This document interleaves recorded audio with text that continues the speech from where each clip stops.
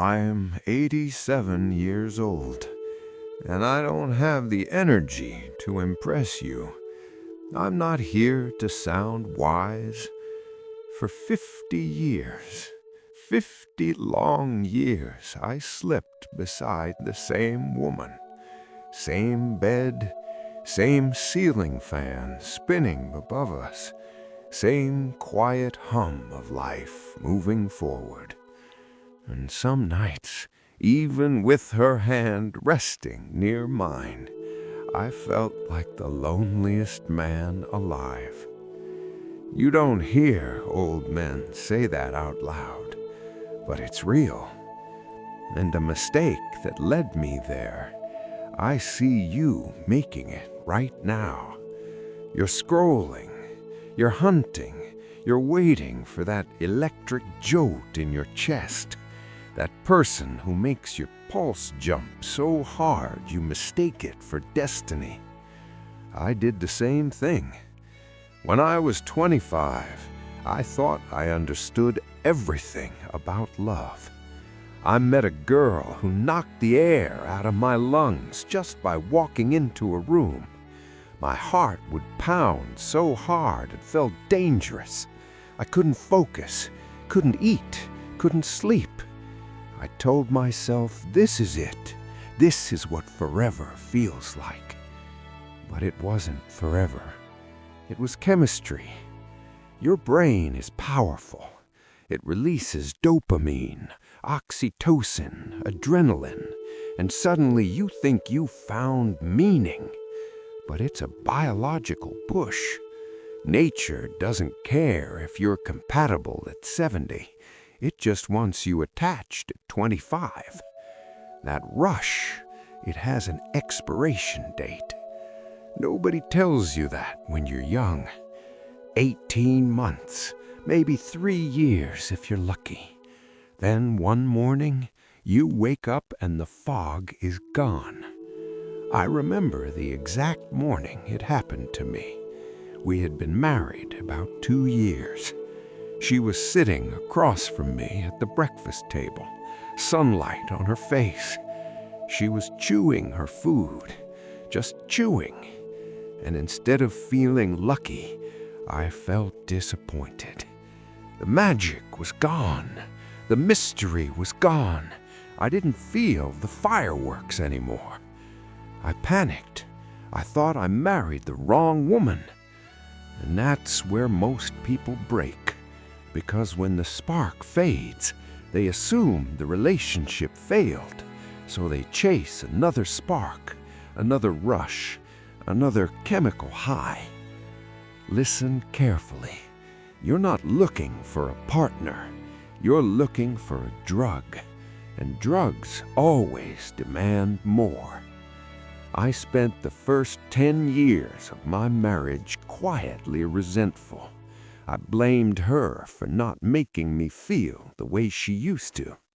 I told myself she changed. She didn't change. The illusion just ended. I finally saw her clearly, her flaws, her habits, her moods, and I didn't know how to love something real. Marriage isn't endless passion. It's bills stacked on the counter. It's arguments about money. It's a leaking roof during a storm. It's sitting in a hospital waiting room, praying the doctor comes back with good news. If you marry for excitement, you'll either get divorced or you'll stay married and feel alone anyway. And let me tell you something about being alone inside a marriage. It's colder than being single, because the person who's supposed to see you doesn't. So what survives after the spark dies? Not butterflies. What survives is skill, character, choice. First, watch how they handle conflict. Anybody can be sweet when life is smooth. I'm talking about when they're angry, when they're stressed, when you mess up. Do they attack you, or do they try to fix the problem with you? If they have to win every argument, you'll lose your peace, piece by piece. Marry someone who can sit in discomfort without turning it into destruction. That's not romantic, but it's powerful. Second, shared values matter more than shared hobbies. Liking the same music won't carry you through cancer. Watching the same shows won't hold your hand at 3 in the morning when fear hits. What matters is how they see loyalty, how they see money, how they see family. If your values clash, your life will feel like a car with wheels spinning in opposite directions. You won't move forward. You'll just tear each other apart slowly. Third, respect. Love rises and falls. Some days you feel close. Some days you feel irritated. Respect is what stops you from saying words you can't take back. And trust me, some words echo for decades. Looks fade. Look at me. This face used to be young and strong. Now my skin feels thin as paper. If you build your marriage on attraction alone, time will take it from you. And the last thing, choose the one you'd want beside you in a foxhole. Life will attack you. Illness, tragedy, financial trouble, loss. Who do you want in the mud with you when everything falls apart? Not the most exciting person, not the one who makes the best Instagram photo. The one who will hold a flashlight in the rain while you're changing a tire on the side of the road at midnight. The one you would trust with your life if you were unconscious in a hospital bed. You're afraid of boredom, I know. You think calm means dull. But a strong marriage is mostly quiet, and that quiet is beautiful. Real love isn't fireworks exploding in the sky. It's a Tuesday night, you reading, her doing a crossword puzzle, nobody talking, and somehow you feel safe. That safety is priceless. Marry your best friend, because passion cools, bodies age, energy fades, but friendship, real friendship, grows roots. When you marry for the spark, you marry a stranger wrapped in excitement. When you marry for friendship, you marry a witness, someone who sees you at 25 and still sees you at 87 and says you mattered in both seasons. Don't marry for the highlight reel. Marry for the behind-the-scenes moments. Let me tell you about the end.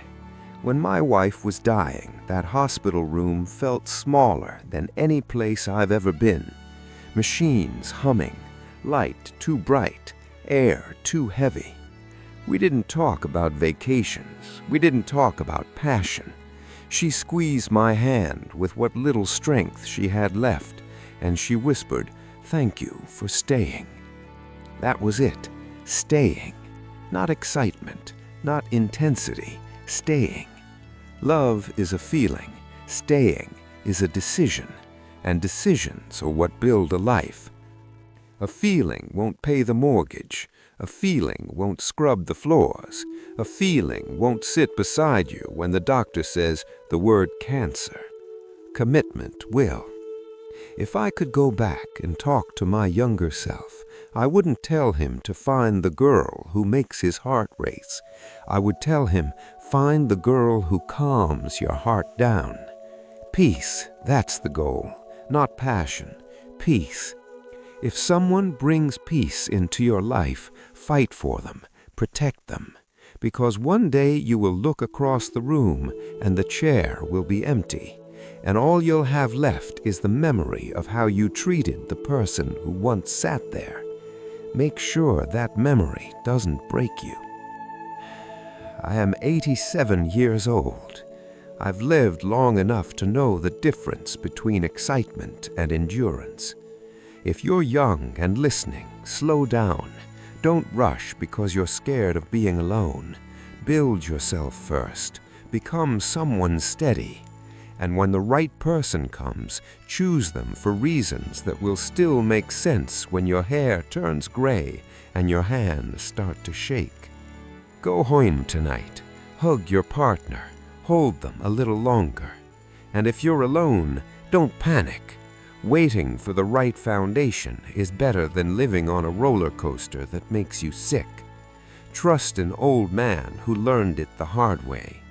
Don't marry for the spark. Marry for the one who will still be there when the spark is long gone and all that's left is the quiet and the choice to stay.